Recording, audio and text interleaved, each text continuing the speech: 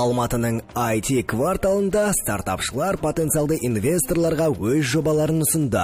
Бұл стартап Қазақстан 2018 бағдарламасының негізгі кезеңдерінің бірі. Акселерациялық бағдарламаның басты міндеті өз істерін енді бастаған бизнесмендерге алғашқы инвестицияларын табуға, компанияның дамып сатылымдардың оң жолға қойылуына қолайлы жағдай жасау. Инновациялық өнертабыстарға 15-тен астам корпорация қызығушылық танытты. Олар тау-кен кешені, банк секторы мен стартапшылар ұсынатын шешімдерді саралайтын ритейл сынды дәстүрлі бағыт өкілдері. Олардың бәрі стартаптар жайлы мұқият тыңдап, өз бағаларын беріп отырды.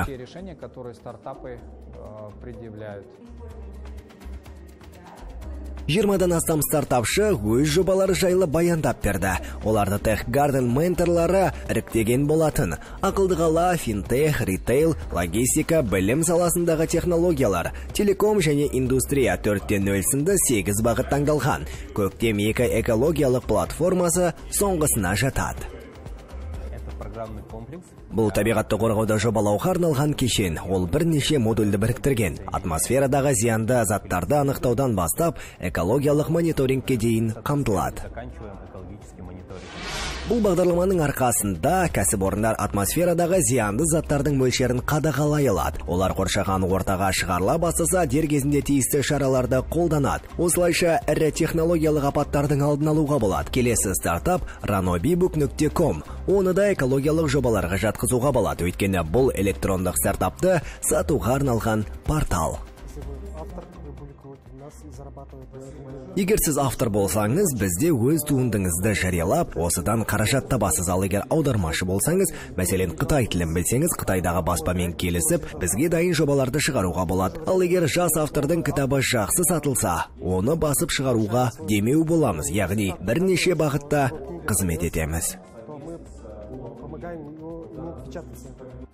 2018 жылы порталда 500 мың кітап сатылды. Келер жылы жоба авторлары мобильді қосымшаны іске қосуды жоспарлап отыр. Бұл сатылым көлемін 2 есеге арттырмақ.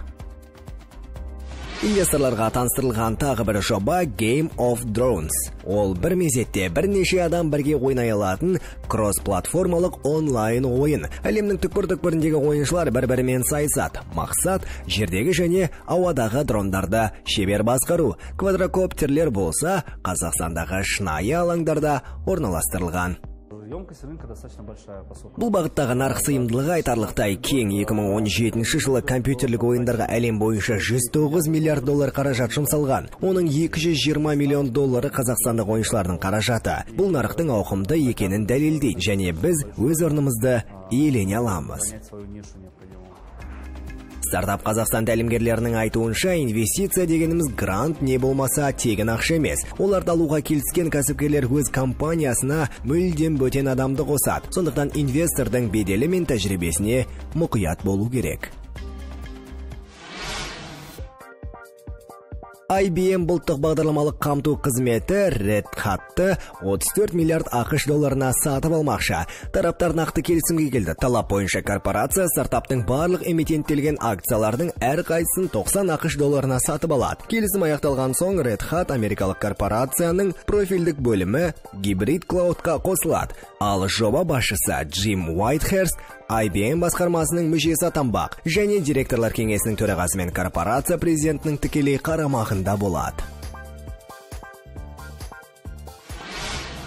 Uber келер жылдың басында өтетін IPO қарсаңында 2 миллиард ақш доллары көлеміндегі қаражат тартты. Morgan Stanley және Goldman Sachs инвестициялық банктерінің болжамдарына сәйкес, такси қызметін дамытумен айналысатын компанияның құны 120 миллиард ақш долларына жеткен. Uber Technologies акцияларының орналастырылуы соңғы бірнеше жылдағы америкалық технологиялық сектордағы ең ауқымды болуы мүмкін деп болжануда.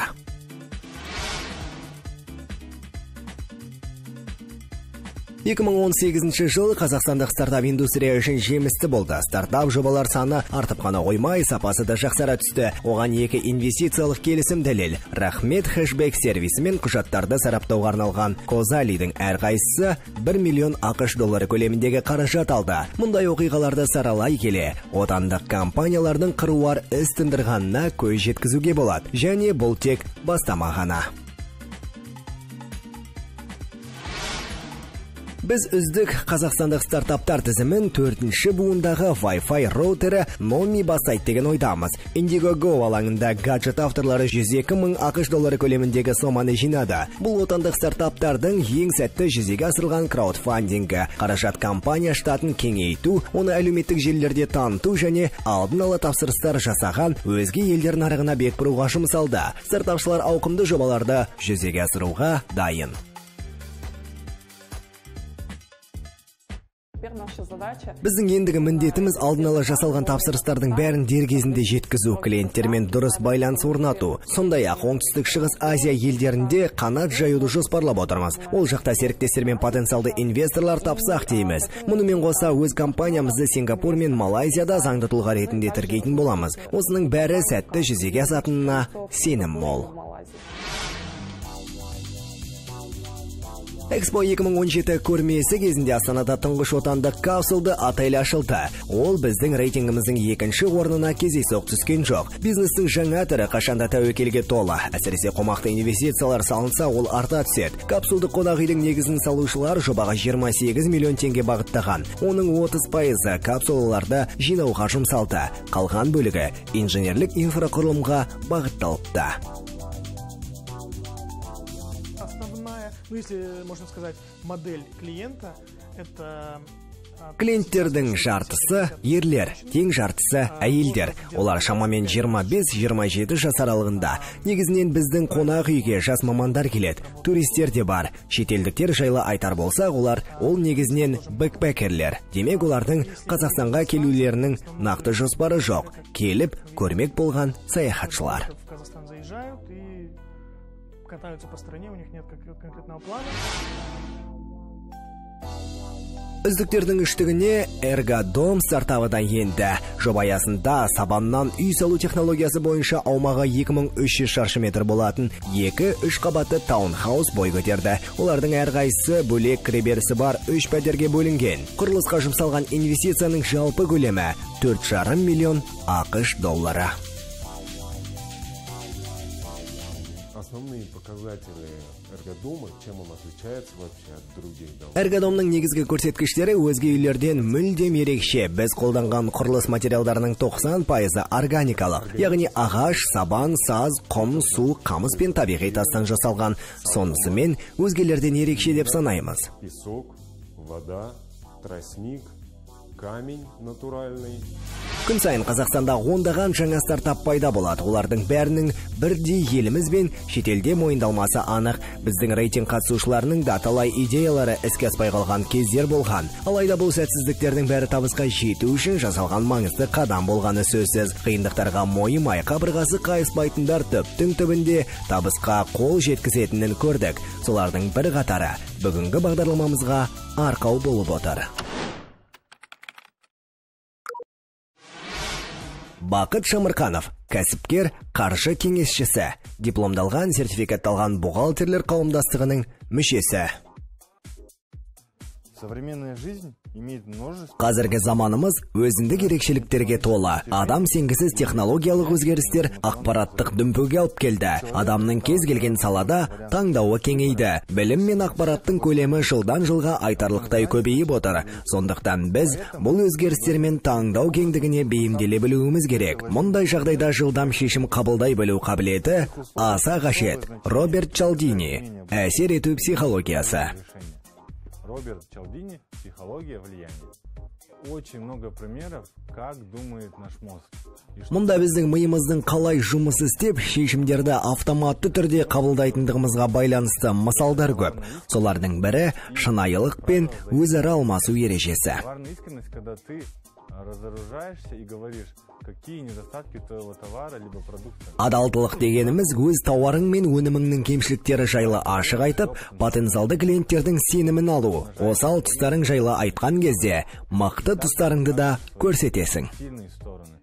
Правило взаимного обмена – это старый прием, который используется, когда ты даешь какую-то небольшую вещь, небольшой подарок своему клиенту. Өзара алмасу ережесі бұл клиентке шағын сыйлық жасап, оны сенен бір зат алуға міндетті ететін ескі тәсіл. Тым болмағанда ол саған уақытын бөледі, назарын аударады. Бұл тәсіл жылдар бойы жұмыс істеп келеді. Өйткені адамдардың ойлау ерекшеліктері бірдей. Сондықтан потенциалды клиентпен кездескен кезде оған шағын сыйлық жасауға болады деп ойлаймын. Поэтому всегда, встречаясь с потенциальным клиентом, можно сделать небольшой подарок. Жуырда Алматыда Мост бизнес-инкубаторы іске қосқан Data Science Hub ауқымды жобасы аясында 2018 жылдың соңғы хакатоны өтті. Бұл жоба университеттердің түрлі ақпарат көздерінен алынған мәліметтерді жинап, сараптау мүмкіндіктерін дамытуға бағытталған. Хакатонға қатысудың басты талаптарының ішінде Big Data мен жұмыс істеу болды. Бұл жолы өзінің мәліметтер базасын UNICEF Қазақстан ұйымы ұсынды. Дәл осы ұйым қатысушылар алдына екі міндет қойған болатын. Біріншісі балаларды вакцинациялау мәселесін шешу, екіншісі балалар кедейлігімен күресу жолдарын ұсыну. Қатысушылар бұл бағытта біраз ізденіп, өздерінің ойларын ортаға салды. Задача ребят была в том, чтобы Қатысушылар бұл мәселелерді қарастырып, гипотеза ұсынуы керек болатын. Проблеманы шешуге қандай да бір септігін тигізетін техникалық шешімдер мен мәліметтерді өңдеу тәсілдерін көрсету керек еді. Үміткерлер ауқымды іс сындырды деп айта аламын. Олар біз берген ақпарат көздерінен бөлек өздері тағы бірнешеуін қарастырған.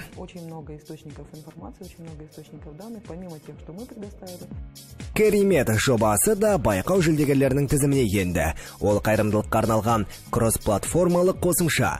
Қызмет науқас балаларды емдеуге қаражат жинау ісін жүйелендіреді. Бұл ата-аналарға зор көмек болмақ. Бәрі көшеде жүріп, ақша жинайтын қайырымдылық қор құрамындағы еріктілерді біледі. Оларға адамдар аса сенім білдіре қоймайды. Өйткені берген ақша көмекке мұқтаж жанға жетпейді деп ойлайды. Ал біздің қосымшада ақшаның қайда салынып, қайда жұмсалғанын көріп отыруға болады. Яғни адамдар өз қаражаттарының қайда бағытталғанын көреді.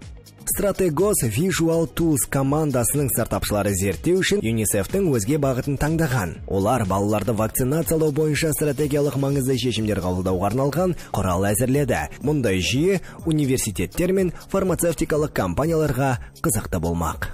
Функциональная часть нашей платформы представляет из себя автоматизированный анализ. Оның функционалды бөлігі қосымша арқылы алынған есептерді автоматты түрде сараптайды, яғни ол жерге кез келген мәлімет енгізуге болады. Файл жүктеп, цифрлардың тізімі нені білдіретіні көрсетілген график ала аласыз. Которые дословно вам покажут, что означают данные цифры.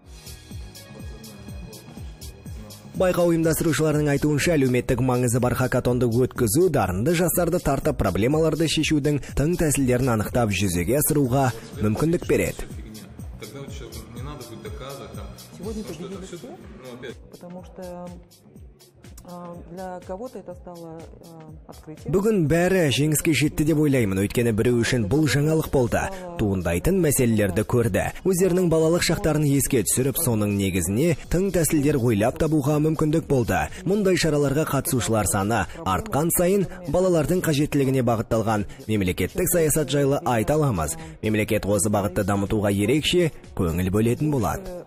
У нас возможность говорить о политике, государственной политике в интересах детей.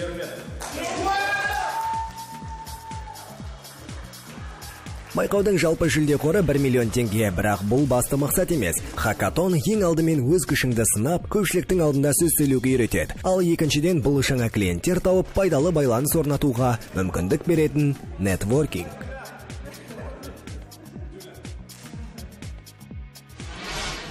Қазақстанда тамақты іздеп, тапсырыс беріп жеткізуге бағытталған myplace.kz қосымшасы іске қосылды. Қызметтің көмегімен қоңырау соқпай-ақ тапсырыс бере аласыз. Тек қажетті тамақты таңдасаңыз болды. Әкімші тапсырысты өзі қабылдайды. Жүйеге таңдаудың басты талаптары енген. Арнайы алгоритм жеңілдік қарастырылған мекеменің рейтингін тексеріп, оны топ мекемелердің тізіміне қосады. Сондай-ақ картадағы орны клиенттердің пікірі мен мәзірді де көрсетеді.